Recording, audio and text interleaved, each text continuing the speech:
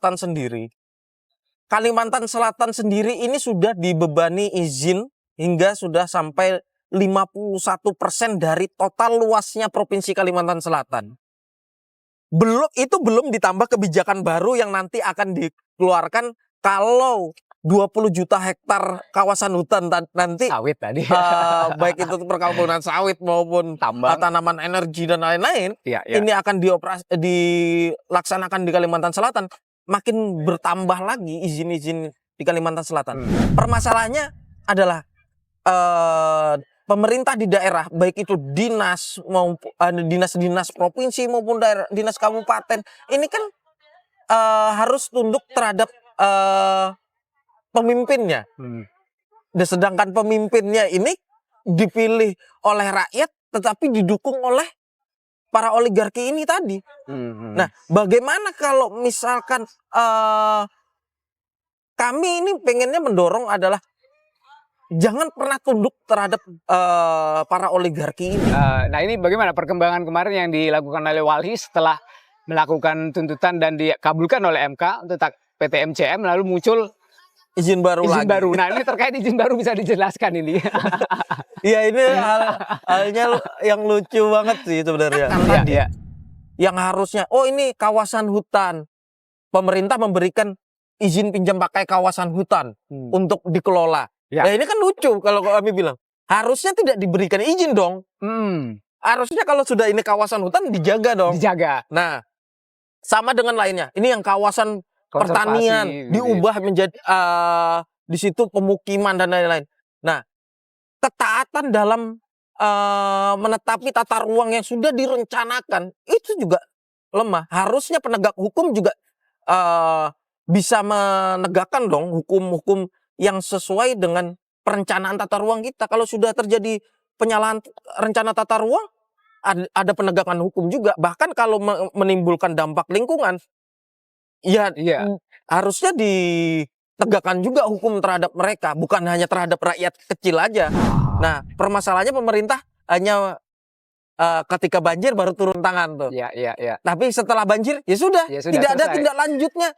Bagaimana supaya bisa mencegah tahun depan tidak terjadi lagi? Begitu. Ketika terjadi karhutlah, ya sudah, padamkan dulu gitu ya. Bantuan.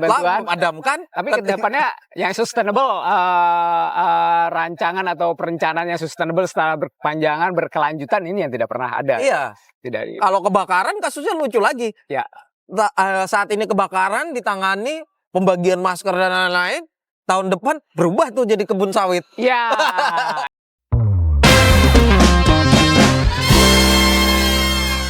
Sobat Pojok Banua, kita ketemu lagi di Ngobrol Depan Balai Kota bersama saya Andi Arfian, dan kembali lagi hadir di sini setelah sekian lama kami absen di Ngobrol Depan Balai Kota. Dan hari ini teman-teman Sobat Pojok Banua, kita bicara masalah tentang lingkungan dan juga kaitannya dengan pemerintahan yang baru sekarang.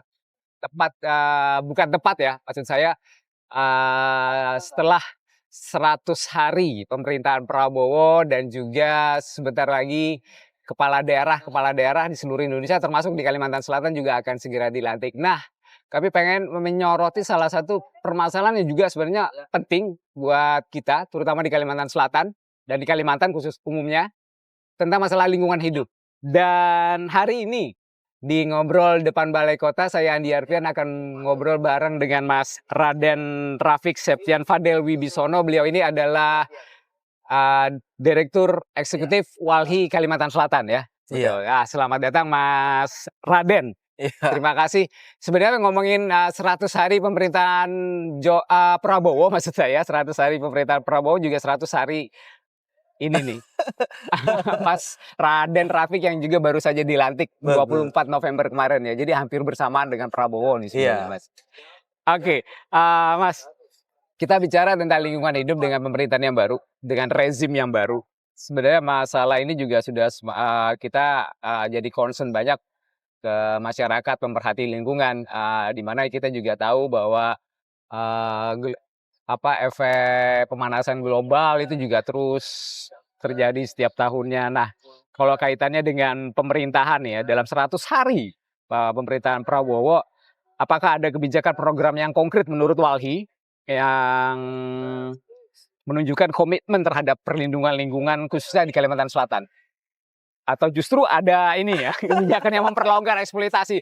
Bahkan kita rame-rame kemarin tuh Prabowo juga udah mengeluarkan statement akan memperbanyak kebun sawit salah satunya ya. Betul. Nah ini Walhi menyikapi ini bagaimana Mas Raden? Ya, menurut saya ya 100 harinya kepemimpinan Prabowo saat ini itu malah bukan menunjukkan untuk pemulihan lingkungan, malah yang kami lihat itu adalah memberikan keran-keran untuk merusak lebih parah lagi lingkungan yang ada. Karena apa? Kebijakan pemerintah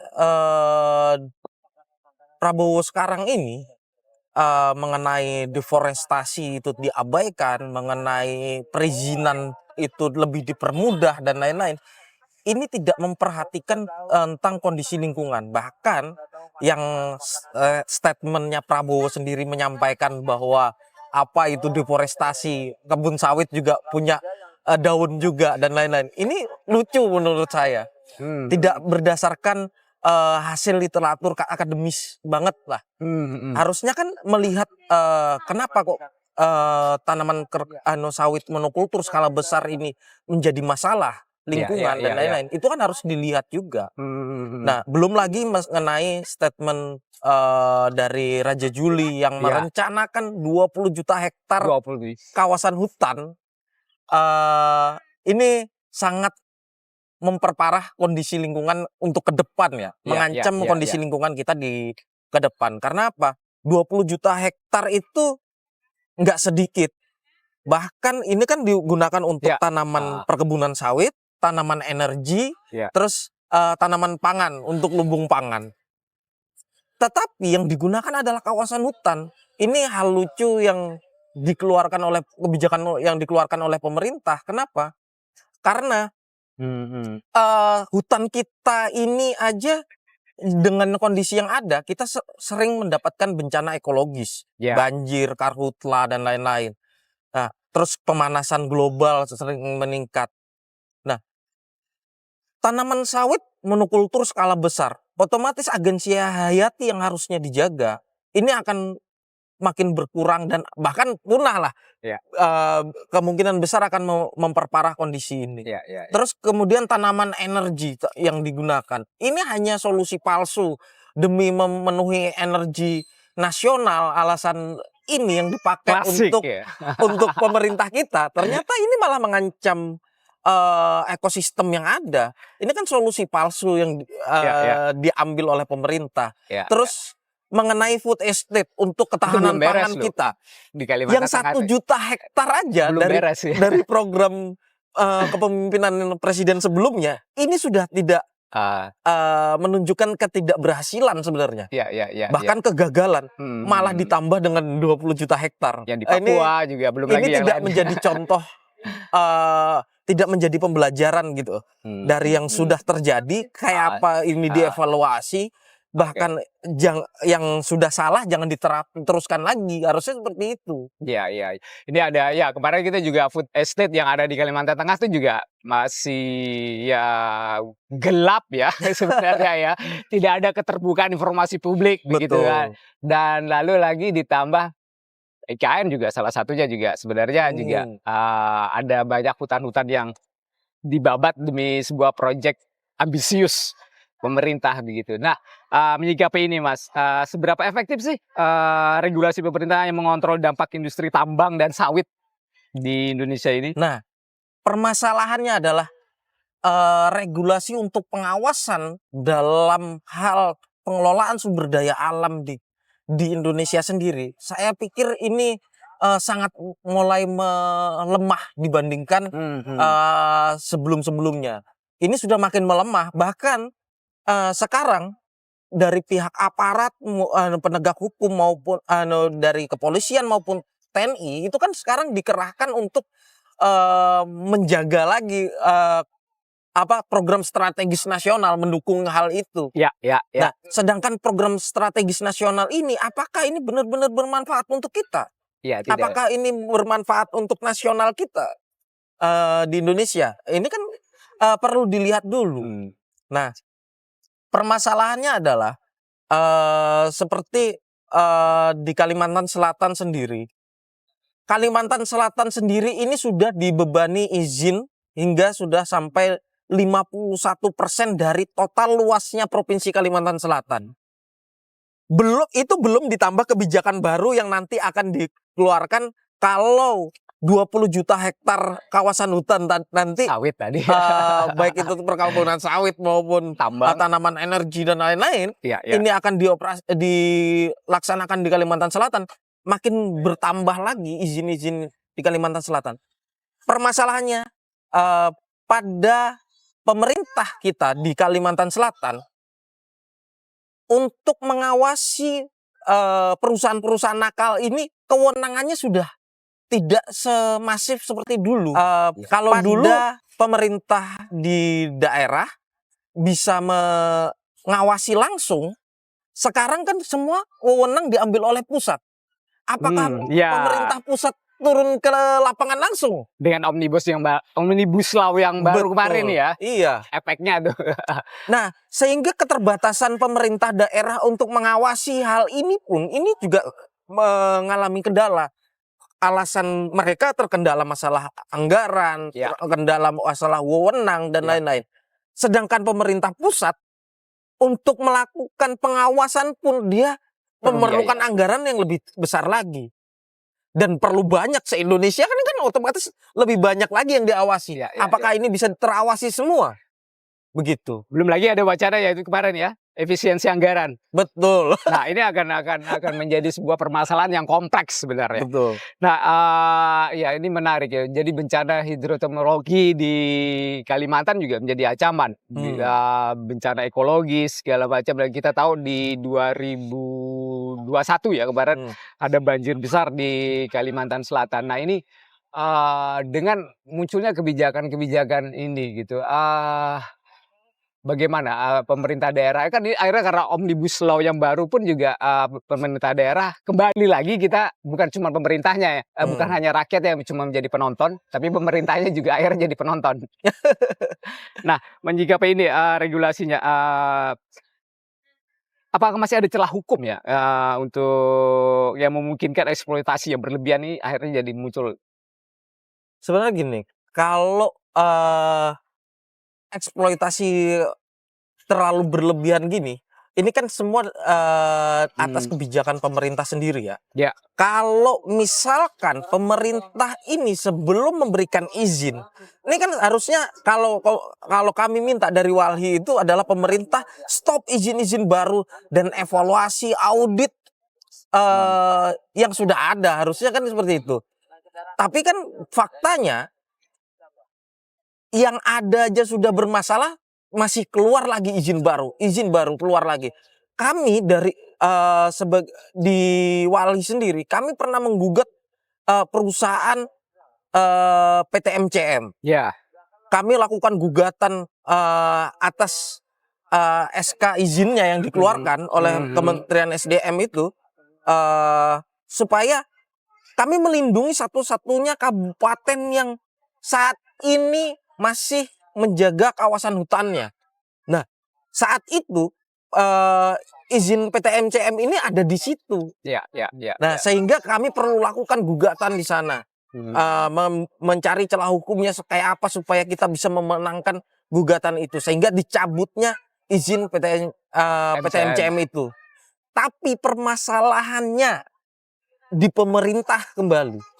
Pemerintah memberikan izin baru lagi dengan perusahaan yang sama, dengan lokasi yang masih sama. Ini kan hal lucu. Apa kami harus melakukan gugatan lagi? Ya, gugatan baru lagi. Nah, sedangkan kami masyarakat sipil ini kan melakukan gugatan nggak sedikit biaya yang kami keluarkan untuk melakukan gugatan tersebut. Harus ke MK kemarin ya. Bagaimana masyarakat lain hendak melakukan gugatan? Kita itu sudah memperjuangkan lingkungan kita ini supaya kita berhak untuk mendapatkan lingkungan yang baik, mendapatkan sandang pangan kita tercukupi, itu sudah dijamin oleh undang-undang. Tetapi kebijakan pemerintah janganlah lagi-lagi untuk melemahkan kami. Alasan pemerintah memberikan investor datang untuk mensejahterakan rakyat. Tetapi faktanya rakyat mana yang sejahtera?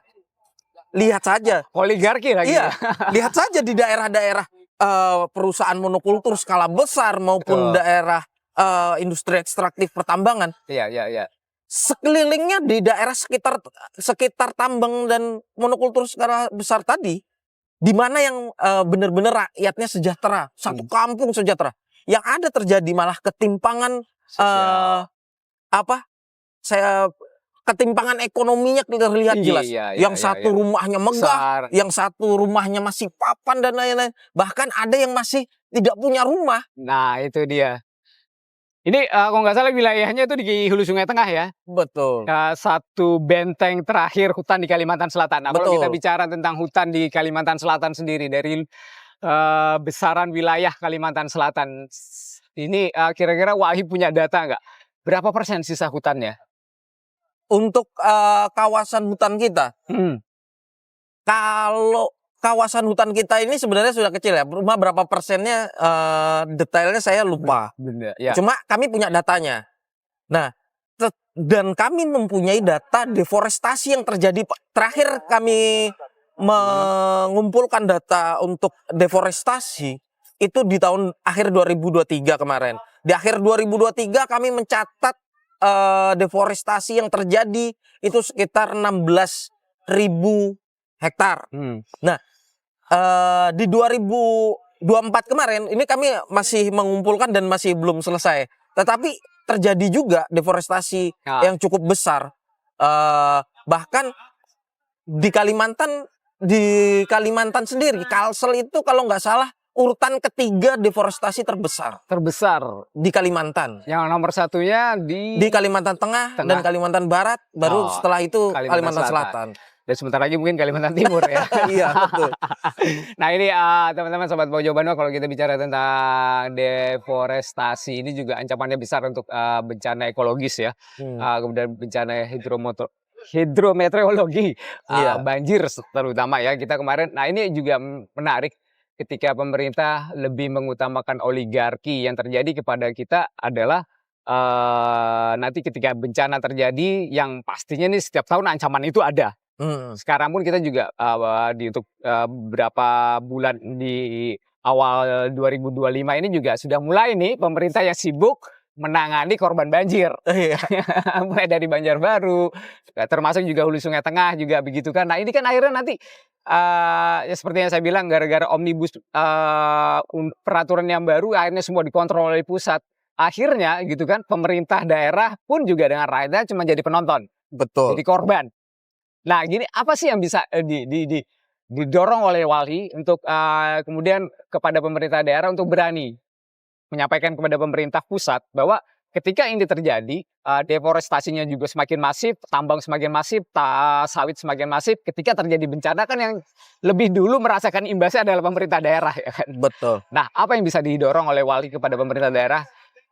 Sebenarnya gini, kalau para pemimpin penguasanya, baik itu di daerah maupun di pusat, itu tidak tunduk pada oligarki, ya, pasti akan benar nih. Permasalahannya adalah pemerintah di daerah, baik itu dinas maupun dinas-dinas provinsi maupun daerah, dinas kabupaten, ini kan harus tunduk terhadap pemimpinnya. Dan sedangkan pemimpinnya ini dipilih oleh rakyat, tetapi didukung oleh para oligarki ini tadi. Nah, bagaimana kalau misalkan kami ini pengennya mendorong adalah jangan pernah tunduk terhadap para oligarki ini. Buatlah kebijakan-kebijakan yang pro terhadap rakyat. Jangan hanya ketika kalian meminta dukungan suara, terus rakyat dan lain-lain. Tetapi setelah terpilih, lupa sama rakyat. Apa sih yang diminta oleh rakyat, lupa. Itu kan hal yang konyol. Itu selalu terjadi lah. Itu sudah terlalu klasik lah buat kami. Kalau kami selalu kritisi untuk pemerintah itu, berikanlah tanggung jawab pemerintah itu yang sudah disumpah dan digaji oleh rakyat, ya harusnya daulat kepada rakyatnya. Ya, Begitu. lebih mengutamakan rakyat gitu ya. Iya. Bukan oligarki. Nah, ini kemarin juga nah ini bagaimana perkembangan kemarin yang dilakukan oleh Walhi setelah melakukan tuntutan dan dikabulkan oleh MK untuk PT MCM, lalu muncul Izin baru izin lagi. baru. Nah, ini terkait izin baru bisa dijelaskan ini. Iya, ini halnya yang lucu banget sih sebenarnya. Iya. Sebenarnya MCM ini juga sebenarnya perusahaan gaib ya. Alamatnya tertulis di Google, kalau kita search Sobat Pojok Banua, cari alamat itu dan samperin, nggak akan ketemu kantornya, kan nggak ada orang di kantornya. Ini gaib loh. Iya, itulah. Kami ini juga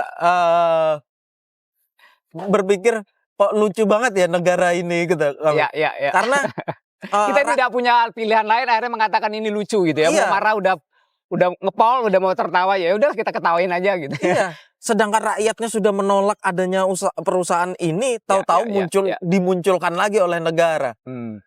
Dan akhirnya apa yang kita takutkan sebenarnya itu kan telah terjadi kemarin. Terjadinya kriminalisasi terhadap para aktivis, terjadinya jatuh korban, terjadinya pelanggaran HAM dan kriminalisasi petani gitu ya. Betul. Bahkan nggak jauh-jauh lah kasus PT MCM, kasusnya yang di Kabupaten Banjar kemarin, petani dikriminalisasi dan divonis bersalah oleh pengadilan. Ini kan lucu kalau kami bilang hukum lebih ke pro terhadap oligarki, bukan terhadap rakyatnya. Apa salah petani yang mempertahankan lahan pertaniannya? Betul. Kenapa kok divonis bersalah? Iya. Ini kan lucu. Sedangkan dia mempertahankan untuk hak hidupnya, untuk sandang pangan papannya, dan tidak bergantung terhadap oligarki, tetapi malah dikriminalisasi oleh oligarki. Dan penegak hukum lebih merespon laporan dari oligarki dibandingkan rakyatnya yang melapor. Sehingga ya itu Walhi ini yang hanya cuma 6 orang dibantu para dari masyarakat sipil lainnya menangani kasus di Kalimantan Selatan yang cukup banyak laporan. Kenapa kok masyarakat melapornya ke Walhi ketika dapat permasalahan, melapornya ke Walhi? Kenapa kok tidak melaporkan ke penegak hukum? Karena penegak hukum sudah alasan masyarakat itu percuma kami lapor, tidak ada tanggapan dari mereka, sehingga melaporlah ke Walhi terus. Iya. Dan Walhi kemudian dia dianggap sebagai organisasi yang menunggangi. Padahal ini harus dijelaskan, menunggangi dan mendampingi itu berbeda, karena masyarakat juga banyak masyarakat kita yang tidak paham masalah hukum tentunya kan. Nah, ini yang perlu didampingi. Nah, ini yang menarik. Tadi juga disebutkan oleh Mas Raden bahwa efek ekonomi yang didapatkan masyarakat dengan kehadiran tambang dan sawit ya, itu kan tidak terasa ya, ini juga sebagai bukti nyata yang kita perlu ketahui bahwa sampai dengan hari ini APBN dan APBD kita itu dari sektor pajak, bukan tambang, bukan sawit. Ini hal apa yang bisa disampaikan ke masyarakat nih? Ayo dong gitu nih. Sebenarnya kehadiran ini nggak ngasih efek ke kita. Betul. Bahkan untuk pendapatan daerah sendiri dari perkebunan sawit maupun pertambangan hanya cuma berapa persen sih? Kecil sekali ya. Kecil sekali. Sedangkan hasil kerusakan lingkungan yang terjadi, efeknya cukup besar. Bahkan yang merasakan tuh hampir 1 Kalsel. Ya. Kerusakan lingkungannya itu hampir 1 Kalsel. Bahkan di se-Indonesia bisa merasakan dampaknya, krisis iklimnya, pemanasan global dan lain-lain. Itu yang merasakan sedunia ini merasakan. Padahal walaupun yang merasakan keuntungannya hanya segelintir orang. Karena kita mendapatkan dari sektor pendapatan daerah, dari sektor pertambangan maupun perkebunan sawit hanya berapa persen. Makanya aku bilang itu hanya kecil, ujung kukunya saja kalau menurut saya dari hasil pertambangan. Sedangkan dampaknya kita merasakan semua. Bahkan rakyatnya, di masyarakat yang di sekitar perusahaan mana yang perkebunan sawit itu tidak bermasalah. Pasti bermasalah. Pasti bermasalah. baik itu plasmanya kah atau jalannya dan lain-lain. Betul, Perusahaan mana pertambangan yang tidak bermasalah dengan masyarakat sekitarnya? Ya, Pasti semua pasti ada bermasalah. konflik ya. Belum lagi terjadinya kasus kebanjiran yang dialami oleh Kalimantan Selatan. Ini kan bencana ekologis yang terjadi. Ya. Di daerah hulunya hutan habis menjadi lubang tambang, Betul. di daerah hilirnya yang sungai-sungai ini terkapling oleh perkebunan sawit semua. Betul. Nah, ini kan terjadi ya, aku bilang ya nggak kaget lah kalau kita melihat kejadian sekarang. Karena apa? Percuma pemerintah sudah menentukan rencana tata ruang dan lain-lain, tetapi pelanggaran-pelanggaran terhadap yang sudah direncanakan tadi, yang harusnya, oh ini kawasan hutan, pemerintah memberikan izin pinjam pakai kawasan hutan untuk dikelola. Ya. Nah ini kan lucu kalau kami bilang, harusnya tidak diberikan izin dong. Harusnya kalau sudah ini kawasan hutan dijaga dong. Dijaga. Nah, sama dengan lainnya. Ini yang kawasan pertanian diubah menjadi di situ pemukiman dan lain-lain. Nah, ketaatan dalam menetapi tata ruang yang sudah direncanakan itu juga lemah. Harusnya penegak hukum juga bisa menegakkan dong hukum-hukum yang sesuai dengan perencanaan tata ruang kita. Kalau sudah terjadi penyalahan rencana tata ruang, ada penegakan hukum juga. Bahkan kalau menimbulkan dampak lingkungan, ya harusnya ditegakkan juga hukum terhadap mereka, bukan hanya terhadap rakyat kecil aja. Begitu.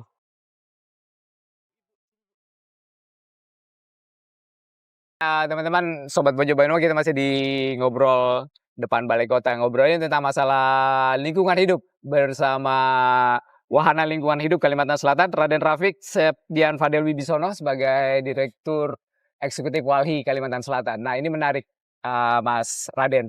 Ya. Masalah ekonomi, masalah lingkungan hidup dan hubungannya dengan ekonomi ini juga akan selalu.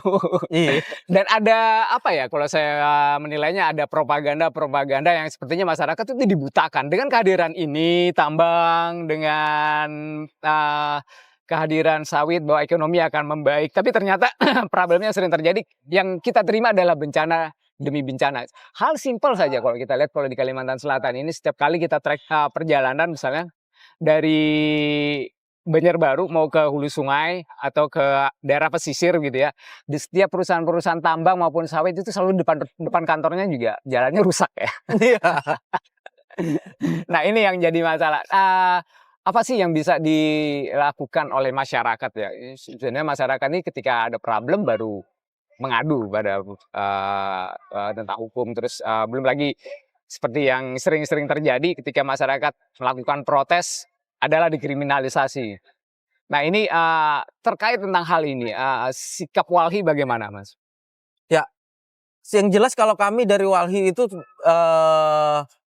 menolak ya terhadap perusahaan-perusahaan ekstraktif yang memberikan dampak lingkungan yang tidak cukup baik untuk lingkungan kita sebenarnya. Bahkan kerusakan jalan dan lain-lain ini banyak ditimbulkan juga oleh para pengusaha tersebut. Seperti yang kita tahu sendiri, daerah Tanjung, daerah hulu sungai, ini kan jalan-jalan umum dilewati oleh truk-truk tambang sekarang. Betul.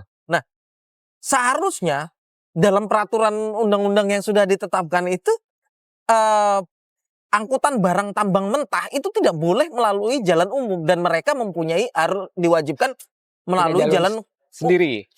Jalan sendiri, jalan khusus. Nah, kenapa kok ini diperbolehkan sehingga banyaknya jatuh korban jiwa, kecelakaan dan lain-lain? Siapa yang bertanggung jawab ini? Ketika jalan itu berlubang, terjadi kecelakaan terhadap masyarakat dan lain-lain, siapa yang bertanggung jawab? Nah, ini hal yang saya bilang pemerintah kita ini terlalu memberikan kemudahan-kemudahan selalu tanpa melihat resiko terhadap masyarakatnya. Harusnya pemerintah juga menegaskan dong, kalau memang mereka belum punya jalan sendiri ya tidak boleh menambang dulu. izinnya sudah diberikan, mereka belum punya jalan, harus buat jalannya dulu. Iya, Jangan iya. diberikan waktu untuk menambang dulu. Nah, kejadiannya Yang saat sering terjadi, ini seperti itu yang tambang terjadi. aja dulu gitu ya. Tambang dulu, ya nanti sambil keluar batu baranya sambil olah jalan kan kayak gitu. Nah, harusnya itu tidak boleh. Buat jalannya dulu, baru diberikan izin itu. Ya, Nah, harusnya pemerintah juga mengevaluasi semua perusahaan yang ada. ya.